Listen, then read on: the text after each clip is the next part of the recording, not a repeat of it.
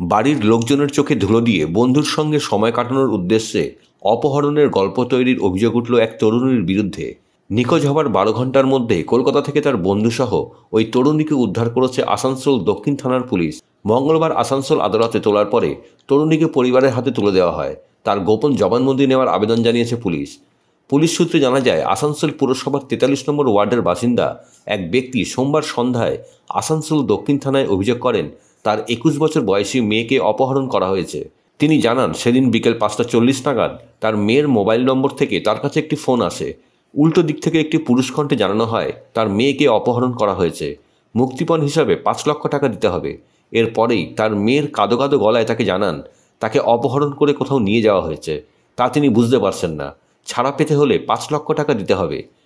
মঙ্গলবার সকালে তরুণীর বাবা, যিনি একজন টোটো চালক, জানান তার মেয়ে রানীগঞ্জের একটি চক্ষু হাসপাতালে সেবিকার কাজ করেন। পুলিশ জানায়, তদন্তে নেমে তরুণীর ফোন নম্বরের বিশদ কল রিপোর্ট জোগাড় করা হয়। দেখা যায় একটি বিশেষ নম্বরের সঙ্গে ওই তরুণীর ঘন ঘন ফোনে কথা হয়েছে।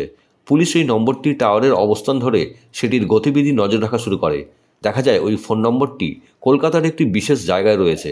সোমবার রাতেই পুলিশ সেখানে রওনা দেয়। সেখানেই ওই যুবক এবং তরুণীর সন্ধান পাওয়া যায়। পুলিশের দাবি, জিজ্ঞাসাবাদে তাদের কাছে তরুণী স্বীকার করেছেন তিনি তার ওই বন্ধুর সঙ্গে সময় কাটানোর জন্য পরিবারের সদস্যদের চোখে ধুলো দিতে নিজেই এই অপহরণের গল্প সাজিয়েছিলেন।